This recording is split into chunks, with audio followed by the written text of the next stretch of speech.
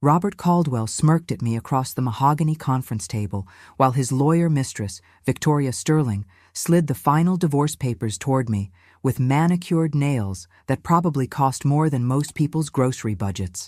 "Sign here, Margaret," she purred, her voice dripping with the satisfaction of a woman who'd systematically dismantled another woman's life. The papers awarded him everything. Our house, his company, $3 million in assets, even Max and Bella, our golden retrievers who'd slept at the foot of our bed for 8 years. If you're watching this, subscribe and let me know where you're watching from. Let me back up and tell you how a 63-year-old woman who'd spent 38 years building a life with someone could end up sitting in a law office, watching her entire world get redistributed to the man who'd been cheating on her with his attorney. Because trust me, the irony wasn't lost on me that the woman destroying my marriage was literally a lawyer. It started 6 months ago when I noticed Robert working late more often. Not unusual for the CEO of Caldwell Industries, except these weren't client dinners or board meetings.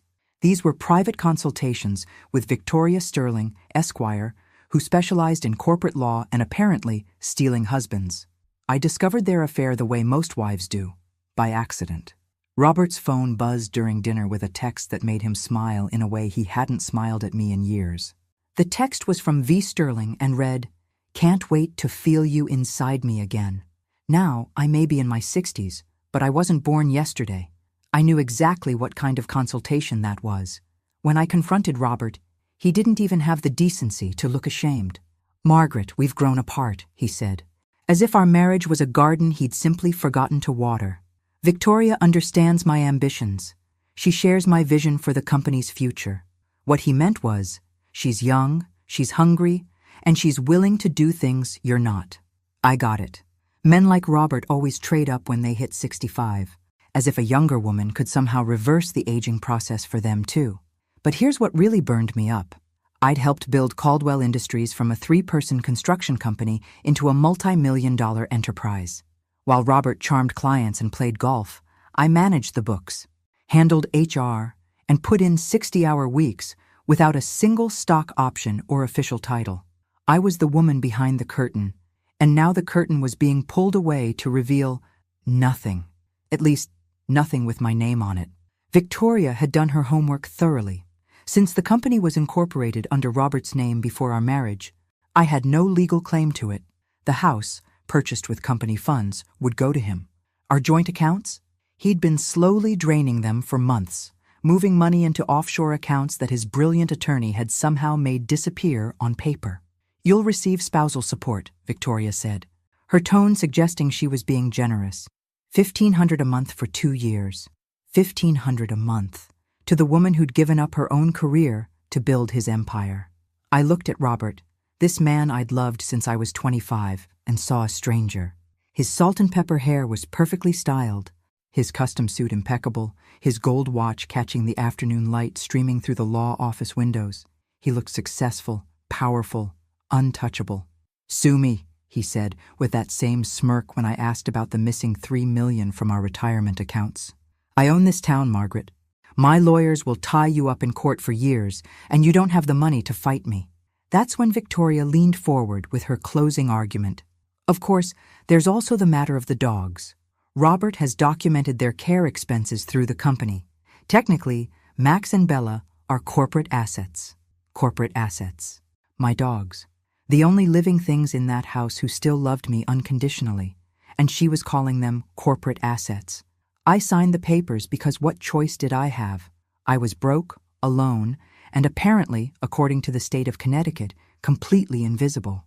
But as I walked out of that office, my entire life condensed into one small suitcase, I remembered something my grandfather Henry used to say, "Maggie girl, sometimes you have to lose everything to find out what you're really made of."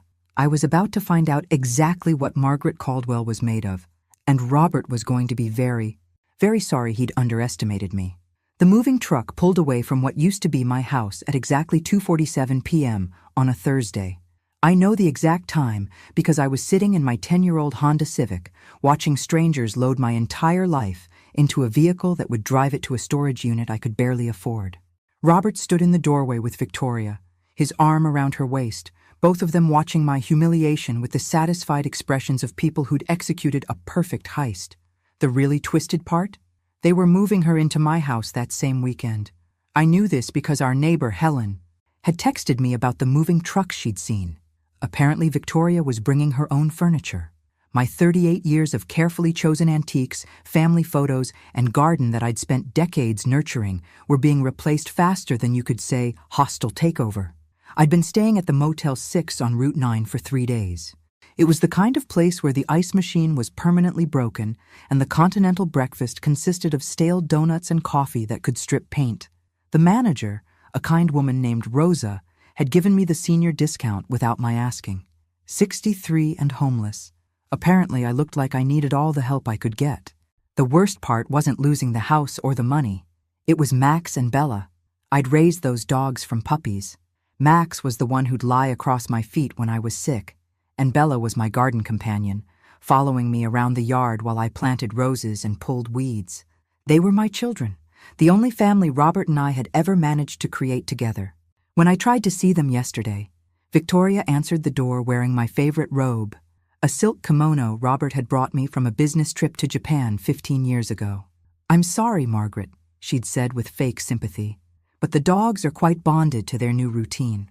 Robert thinks it would be confusing for them to have visits." I could hear Max barking in the background, that excited bark he always made when he heard my voice. Through the window, I caught a glimpse of Bella by the sliding door, tail wagging frantically. They knew I was there. "Please," I'd said, hating myself for begging. "Just for an hour." Victoria's expression hardened. "The divorce agreement is very clear about asset distribution. Perhaps you should have thought about this before you became so difficult during the proceedings." Difficult? Because I dared to ask for half of what I'd helped build. Now, sitting outside the motel, I called my sister Joyce in Florida. We hadn't spoken in 2 years. Some stupid argument about Mom's china that seemed ridiculous now. "Maggie?" Joyce's voice was cautious. "Is everything okay?" "Robert left me," I said simply. "For his lawyer. They took everything." There was a long pause. "Jesus Christ, Maggie. Are you okay?" "Where are you?" "Motel 6. I have about $800 left and nowhere to go." "Pack your bag," Joyce said immediately. "I'm booking you a flight to Tampa. Tonight." "Joyce, I can't ask you to." "You're not asking. I'm telling. Mom always said family sticks together when things get bad. Things look pretty bad." 6 hours later, I was on a plane to Florida with everything I owned fitting into one carry-on bag. The man next to me was reading the Wall Street Journal, and I caught a glimpse of an article about successful companies in Connecticut.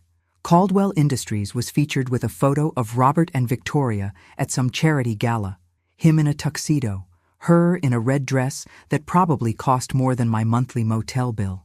The caption read, "Power couple Robert Caldwell and attorney Victoria Sterling at the Governor's Business Excellence Awards.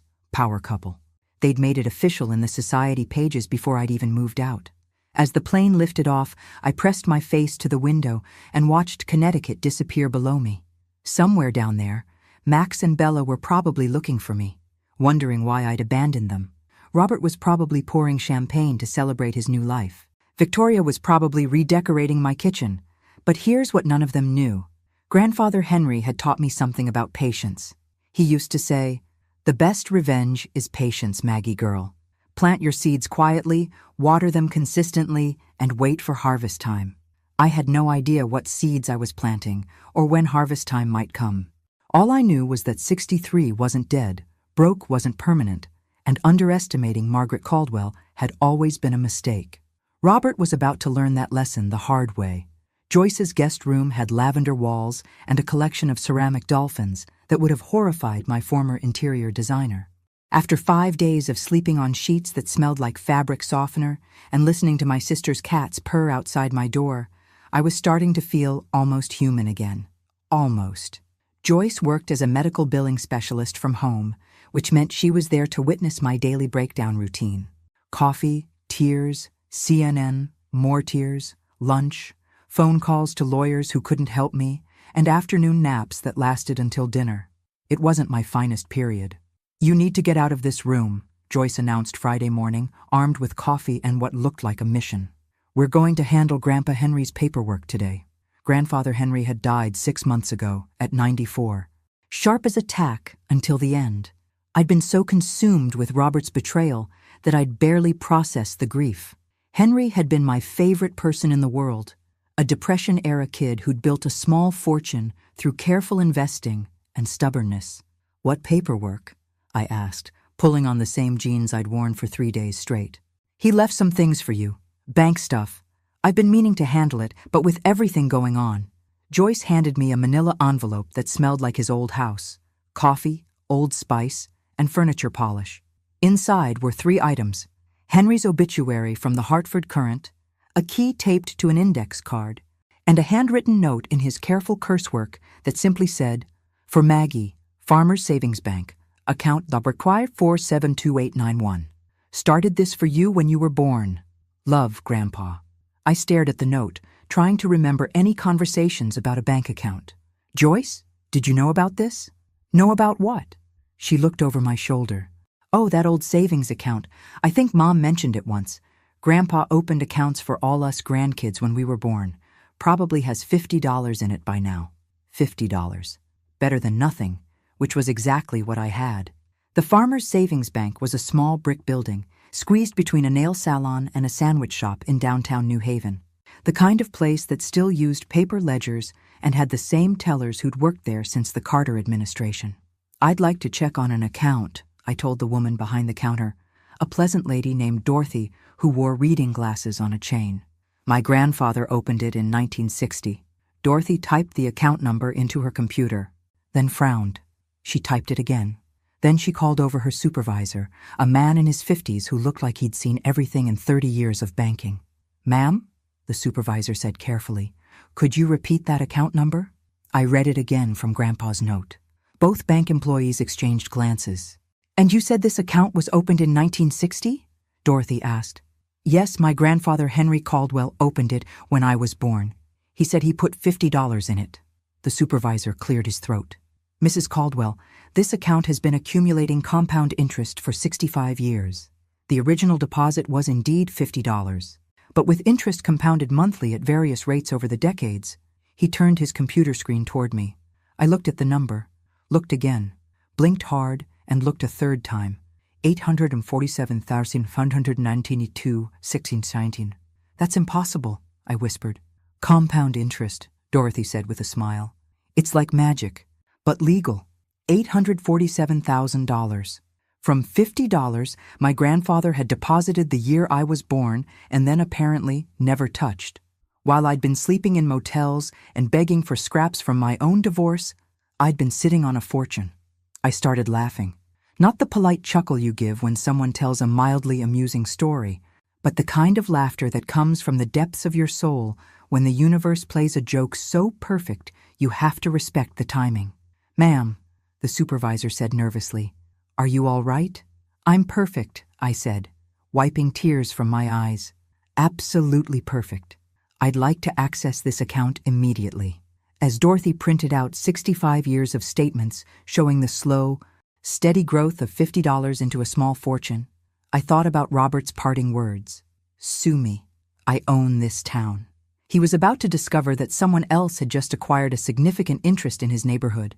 Someone who understood the power of patience, compound interest, and very, very careful planning. "Grandfather Henry, wherever you are," I thought, "this one's for you." I spent 3 hours at that bank, going through decades of statements with Dorothy and the supervisor, whose name was Frank. Grandfather Henry hadn't just deposited $50 and forgotten about it.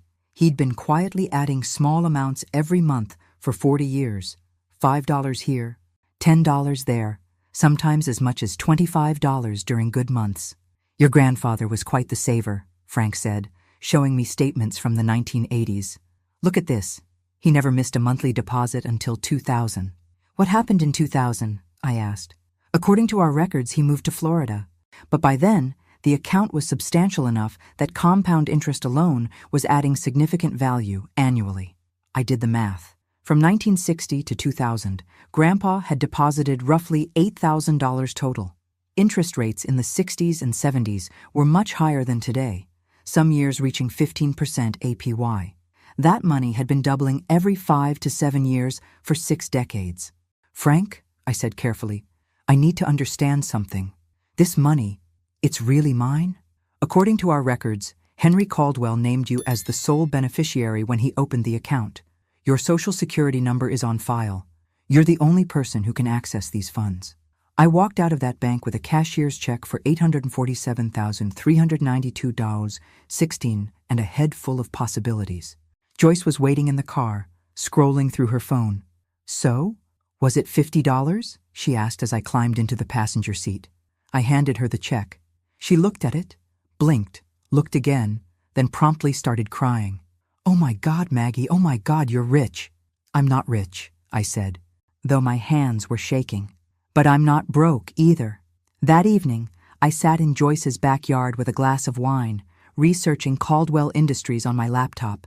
Robert thought he'd gotten away with the perfect crime, but he'd made one crucial mistake. He'd underestimated my intelligence. Caldwell Industries was privately held, but like many companies, it had taken on investors over the years. According to recent filings, Robert owned 60% of the company directly. The remaining 40% was split between venture capital firms and private investors who'd bought in during the company's expansion phase. Here's what Robert didn't know. Private investors sell their shares all the time, and some of those shares were currently available through a discrete investment firm that specialized in private equity transactions. I spent the next 2 days making phone calls to investment firms, to lawyers, to accountants. I learned about shell corporations, anonymous purchases, and exactly how someone could acquire a significant stake in a private company without the current leadership knowing who was buying. By Wednesday, I had a plan. Thomas Mitchell was a lawyer I'd known for 20 years, a contemporary of Robert's who'd always treated me with respect instead of the condescending patience most of Robert's colleagues showed their wives. When I called him, he agreed to meet me at his office in Hartford. "Margaret," Thomas said, standing as I entered his conference room. "Joyce told me what happened. I'm so sorry." "Don't be sorry, Thomas. Be helpful. I need to buy a company." His eyebrows rose. "Buy a company?" "Specifically, I need to acquire shares in Caldwell Industries. Anonymously. Is that possible?" Thomas leaned back in his chair, studying me. "Margaret, Robert has majority ownership. Even if you bought every available share, you'd never have control." "I don't want control," I said. "I want a seat at the table. I want voting rights. I want to be in the room when decisions are made about the company I helped build." "How many shares are we talking about?" I opened my laptop and showed him my research. According to this, approximately 35% of the company's shares have traded hands in the last 5 years. If I could acquire even 20%, that would make me the second largest shareholder. Thomas was quiet for a long moment. "This would require setting up a trust, possibly multiple shell corporations to maintain anonymity. It's legal, but complex, and expensive." "How expensive?" "Based on the company's last valuation, 20% would cost roughly $600,000. I smiled and reached into my purse for the bank statements. "Thomas, let me tell you about my grandfather's savings account." An hour later, Thomas was drafting papers to establish the Meridian Investment Trust with me as the sole beneficiary and anonymous benefactor. By the end of the week, Meridian would begin purchasing shares in Caldwell Industries through a series of discrete transactions designed to avoid attention. "Margaret," Thomas said as I prepared to leave, "what exactly are you planning to do with these shares?" "Nothing dramatic," I said. "I just want to attend the quarterly board meeting. As a shareholder, I have that right."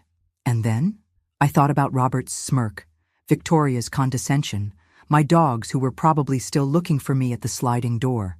Then I'm going to remind my ex-husband that sometimes the woman you underestimate turns out to be the one holding all the cards. The next 3 weeks were the most educational of my life. I learned about proxy votes, shareholder rights, and the fascinating world of corporate governance. I also learned that when you have money and the right lawyer, things that seem impossible become merely expensive. Thomas worked with a network of investment professionals who specialized in discrete transactions. Through a series of purchases spread across multiple firms and dates, the Meridian Investment Trust quietly acquired 23.7% of Caldwell Industries. Not enough to control the company, but more than enough to make Robert's life very interesting. I moved into a small apartment in West Hartford, close enough to monitor my investment, but far enough from my old life to maintain anonymity. The apartment was nothing special. 2 bedrooms, updated kitchen, a small balcony where I could drink my morning coffee and plan my strategy. Because that's what this was, strategy. Not revenge exactly, but justice. A careful, patient correction of the record. The quarterly board meeting was scheduled for October 15th. As a shareholder holding more than 20% of the company, I had the right to attend and the right to address the board on any matters affecting company value. I'd been studying Robert's leadership decisions, and I'd found some very interesting patterns. Caldwell Industries had been hemorrhaging money on Victoria's legal fees, not just for their affair, but for elaborate corporate restructuring that seemed designed to benefit Robert personally while limiting the company's tax obligations. Victoria had been billing the company for strategic consulting at $800 per hour, often for services that seemed suspiciously personal. I'd also discovered that Robert had been using company resources for his new lifestyle with Victoria. The company had purchased a corporate retreat property in the Hamptons that happened to be where they spent their weekends. Company funds had paid for Victoria's wardrobe allowance as professional development. Even their wine collection was being expensed as client entertainment. None of this was illegal. Exactly, but it wasn't great for shareholder value. On October 14th, I got my hair done. Nothing dramatic, just a trim and style that made me look professional rather than like a woman who'd been living in her sister's guest room for a month. I bought a navy blue suit, modest jewelry, and comfortable heels. I wanted to look like money, but old money, established money, the kind of investor who doesn't need to prove anything to anyone. That evening, I called Thomas for a final briefing. "Remember," he said, "you don't need to reveal your identity immediately. As the representative of Meridian Investment Trust, you have every right to be there. Let them wonder who you are and what you want. And if Robert recognizes me, he might. But even if he does, he can't remove you from the meeting. You're there as a shareholder, and you own nearly a quarter of his company." I hung up and stood on my balcony, looking out at the Hartford skyline. Somewhere out there, Robert was probably having dinner with Victoria, celebrating another successful day of spending company money on their personal life. They had no idea that tomorrow would be different. I thought about Max and Bella, wondering if they still looked for me at the door. I thought about the house where I'd planted roses that would bloom again next spring for someone else to enjoy. I thought about 38 years of marriage reduced to a $1,500 monthly check and a seat at a motel breakfast bar. But mostly, I thought about Grandfather Henry and his $50 investment in my future. He'd taught me that patience wasn't passive, it was strategic. You wait for the right moment, then you act with precision. Tomorrow was going to be the right moment. The Caldwell Industries board meeting was held in the top-floor conference room of a downtown Hartford office building. Floor-to-ceiling windows overlooked the Connecticut River, and the mahogany table could seat 20 people comfortably.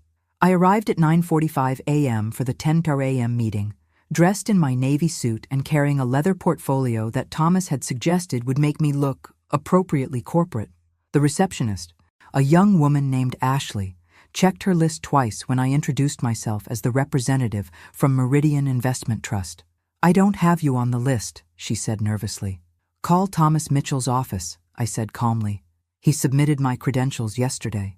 While Ashley made phone calls, I stood by the windows and watched the morning traffic below.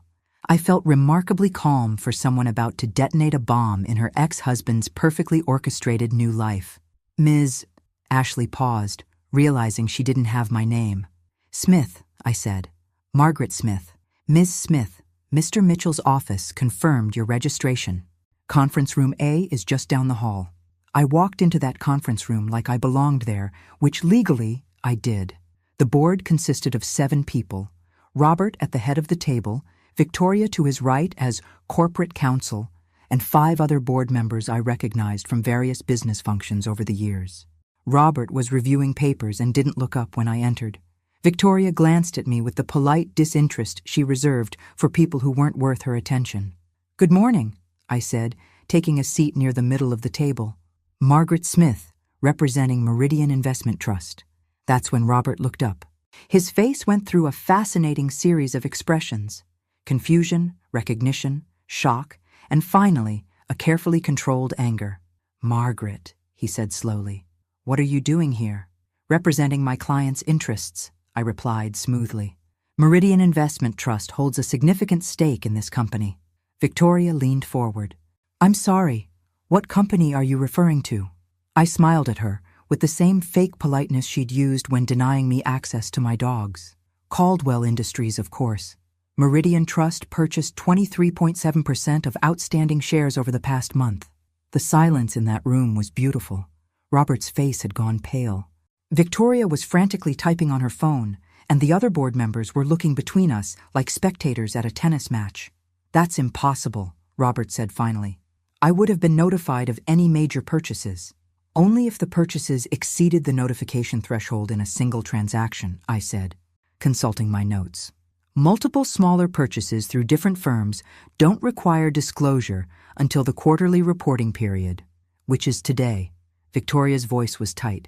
"Who exactly is Meridian Investment Trust?"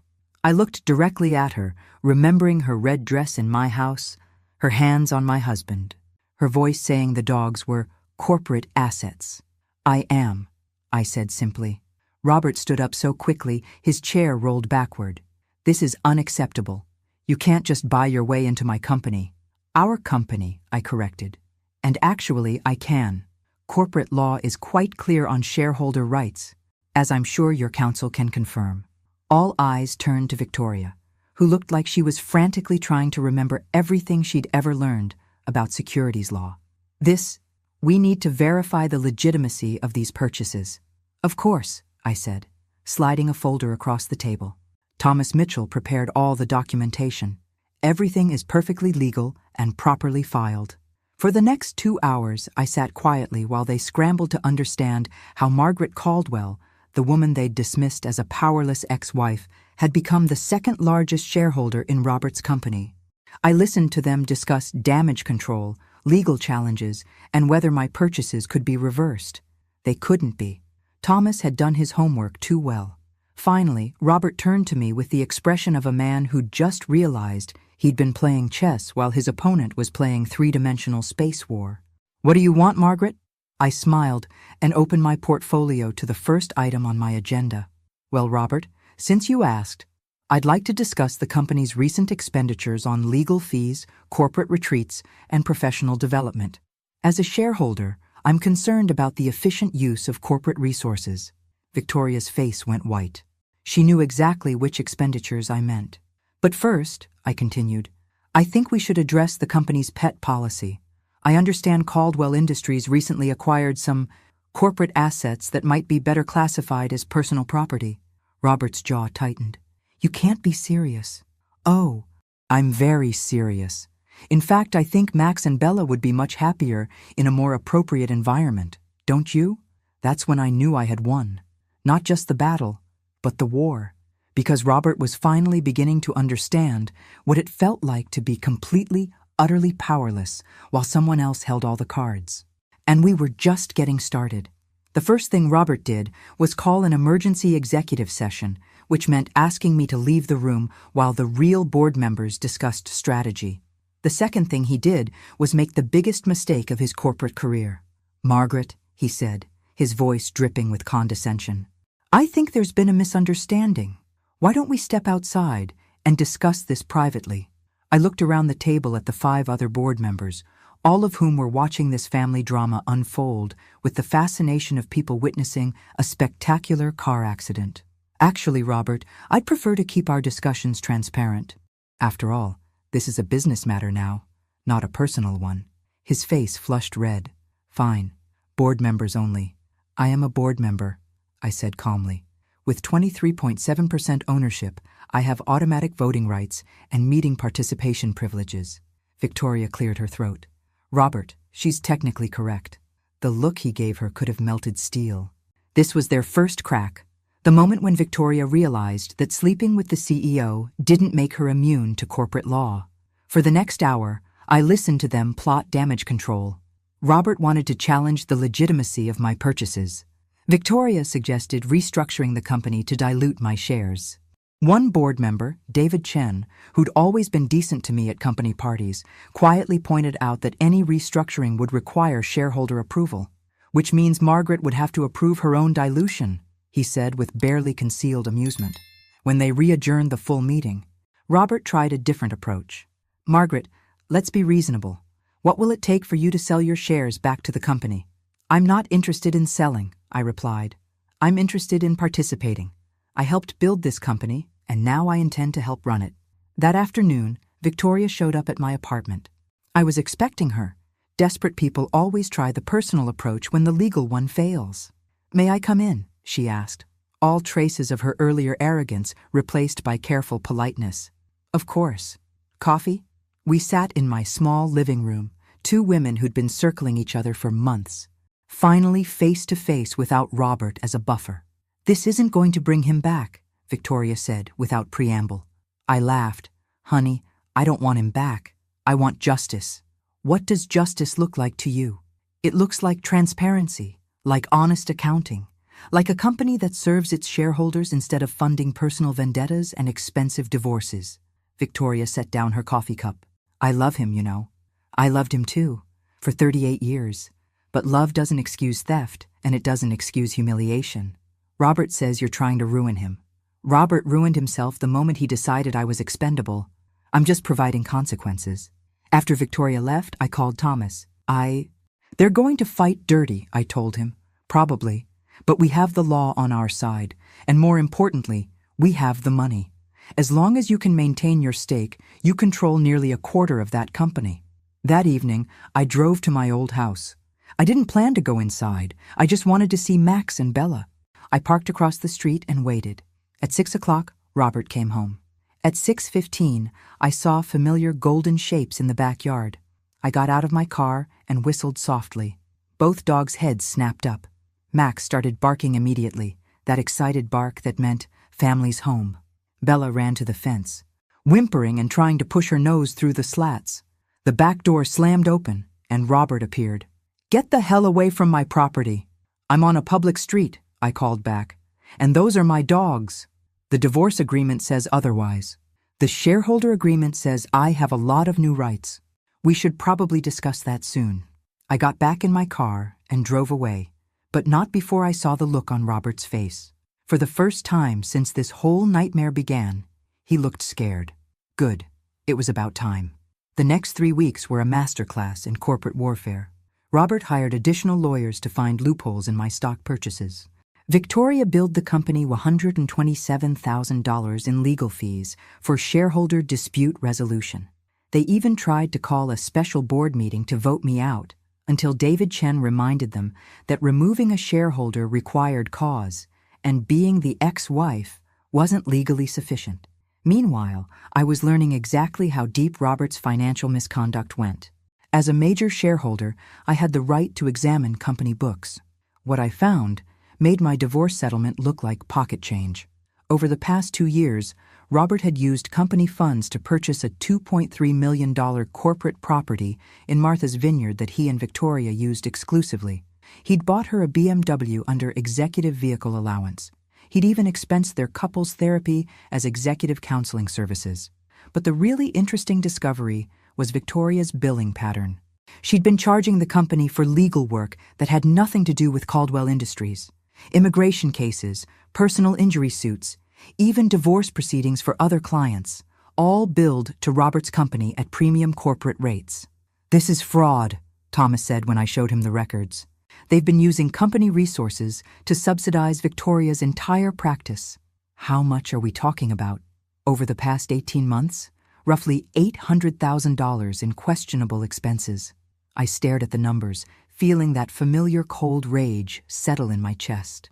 While I'd been sleeping in a motel and begging for access to my own dogs, they'd been stealing nearly $1 million from the company I'd helped build. Thomas, I want to call another board meeting. What's your agenda? Corporate accountability, financial transparency, and a motion to replace Robert as CEO. Margaret, even with your shares, you can't force that vote alone.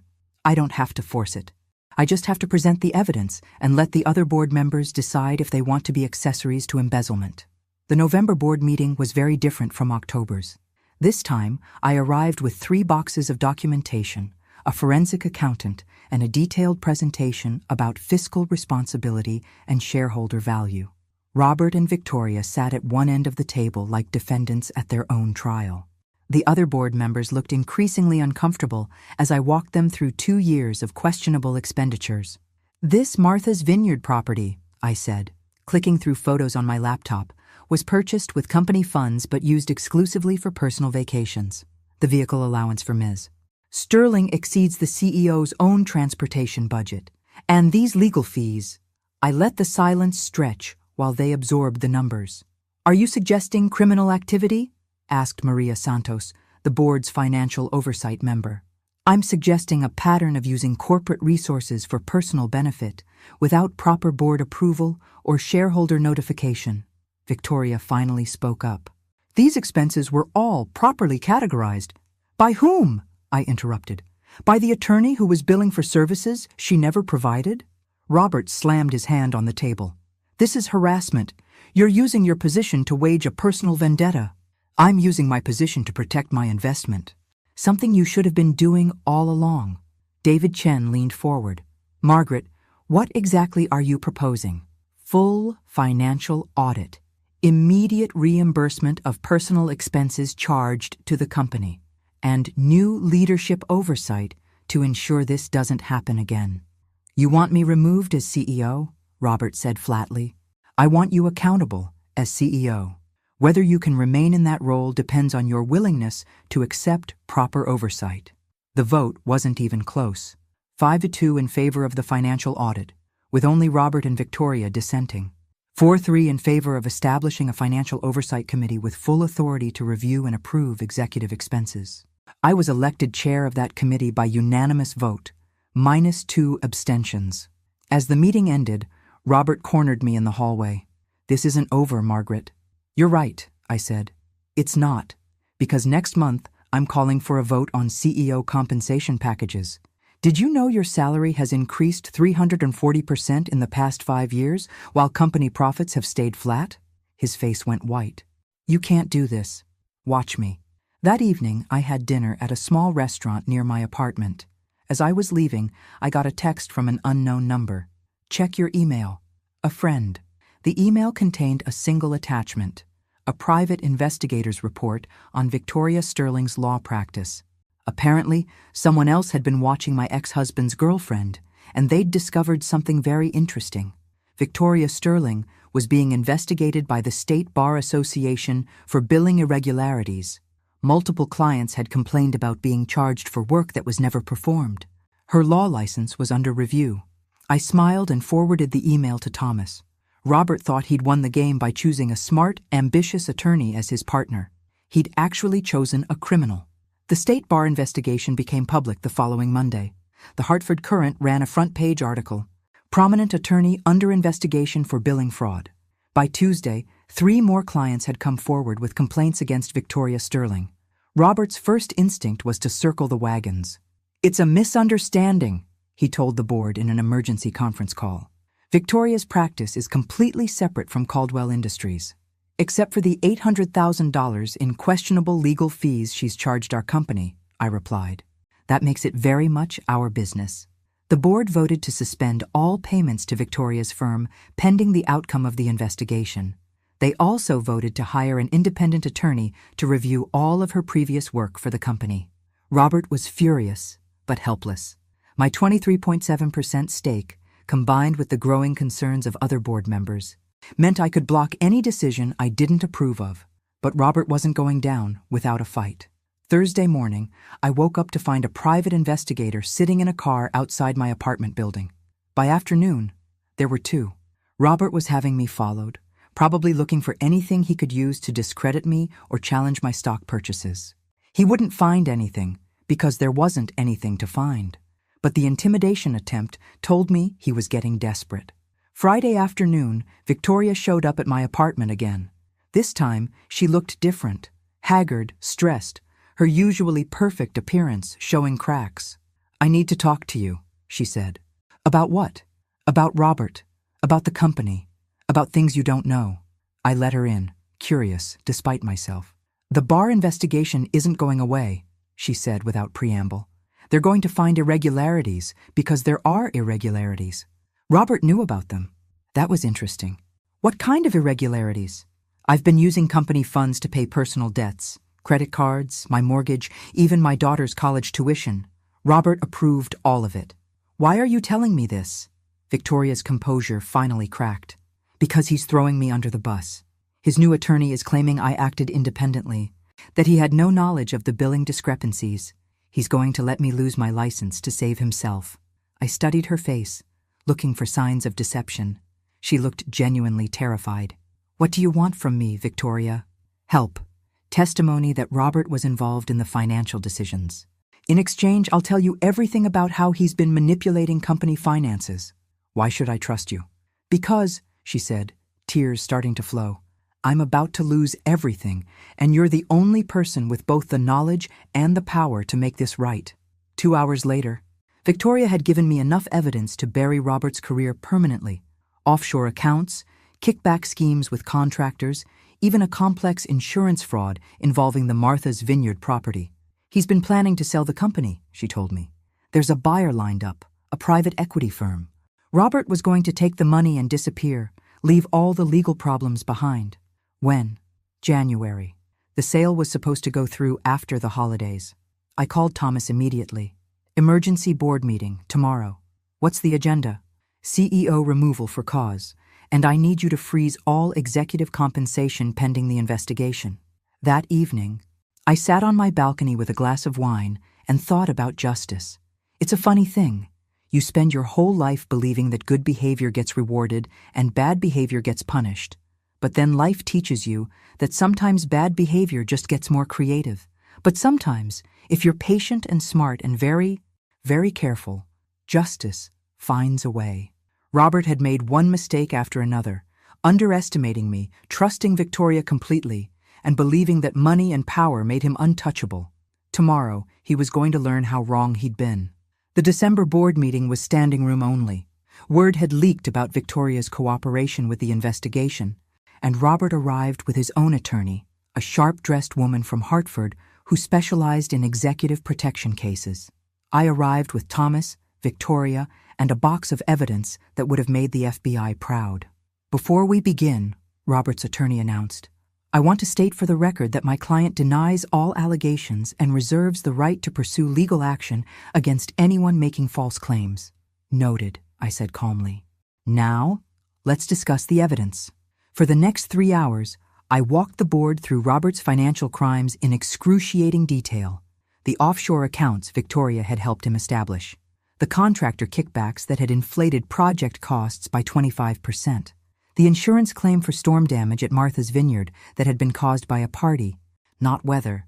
But the real bombshell was the planned sale of the company.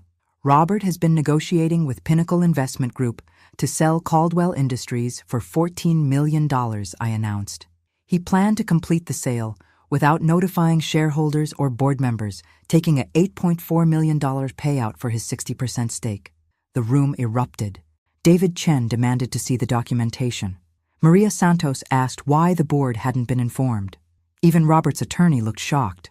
"That's completely legal," Robert said, but his voice was shaking. "I have majority ownership." "You have majority ownership," I agreed. "But you also have fiduciary responsibility to all shareholders. Selling the company without disclosure, especially while under investigation for financial misconduct, could be considered fraud." Thomas stood up. "I'd like to call for a vote of no confidence in Robert Caldwell as CEO." "Seconded," said David Chen immediately. The vote was 6-1. Only Robert voted to keep himself as CEO. "I'd also like to nominate Margaret Smith as interim CEO while we search for permanent leadership," Thomas continued. That vote was 5-2, with Robert and one other member dissenting. Just like that, I went from divorced housewife to CEO of a multi-million-dollar company. But the biggest surprise was yet to come. As we were adjourning, Victoria stood up. "There's something else you all need to know. About the planned sale." Robert's face went white. "Victoria, don't. Pinnacle Investment Group isn't who they claim to be," she continued. "They're a shell company. Robert wasn't selling to outside investors. He was selling to himself. The plan was to buy the company back at a massive discount after it was stripped of assets, then rebuild it without any of the original shareholders. The silence in that room was deafening. That's securities fraud, Maria Santos whispered. That's embezzlement, David Chen corrected. And conspiracy? Robert stood up so quickly his chair fell over. This meeting is over.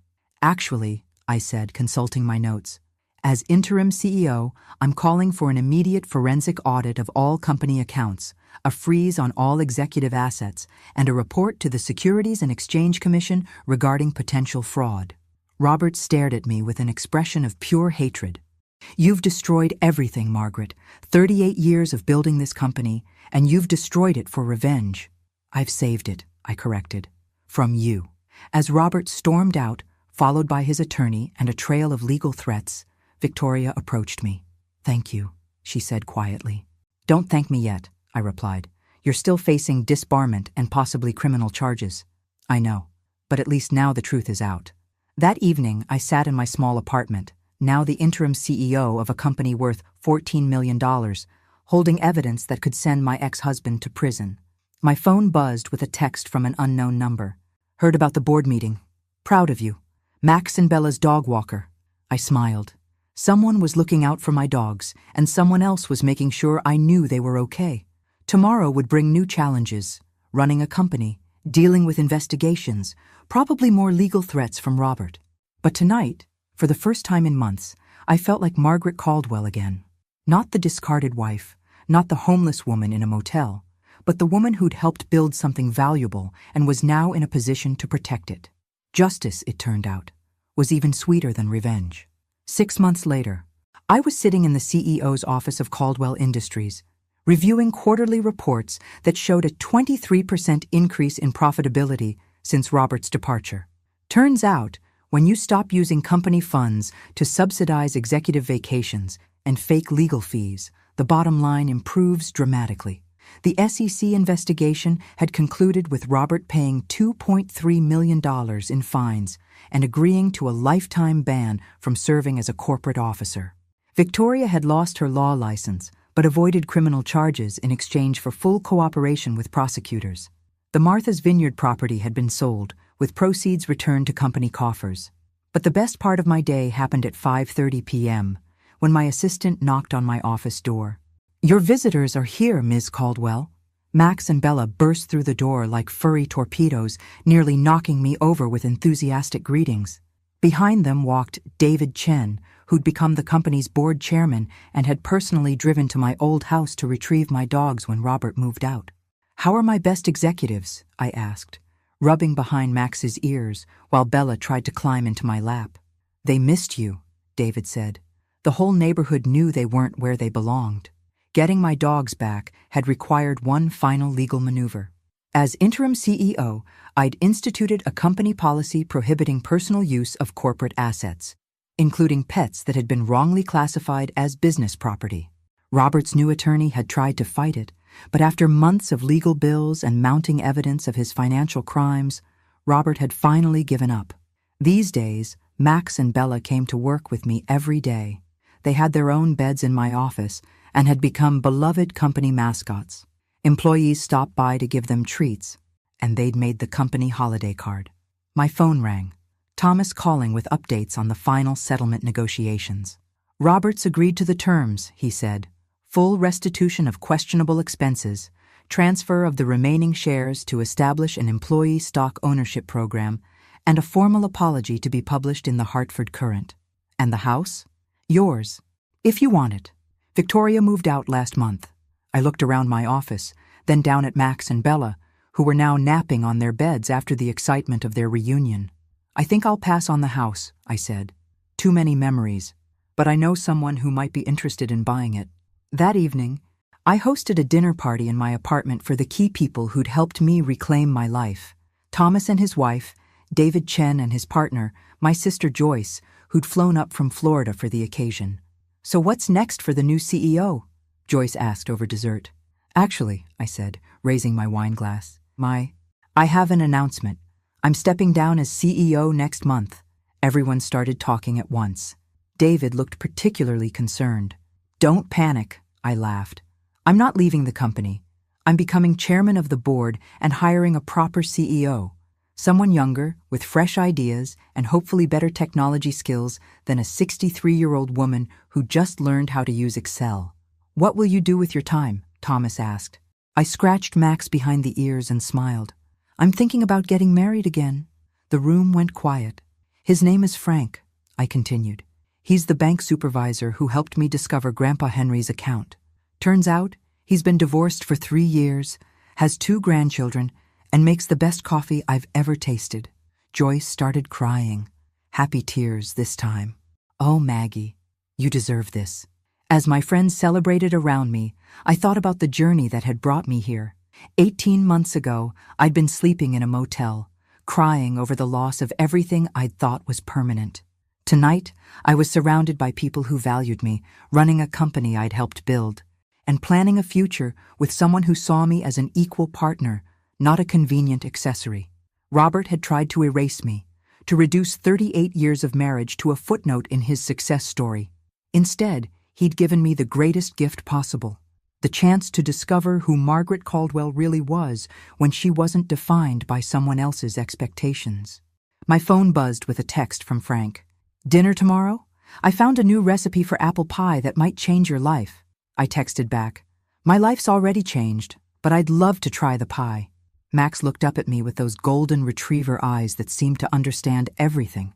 Yes, I told him. We're all going to be just fine.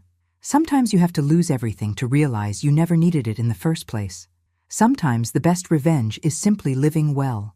And sometimes, if you're very patient and very brave, the universe gives you exactly what you deserve, even if it takes 63 years and a grandfather's $50 investment to get there.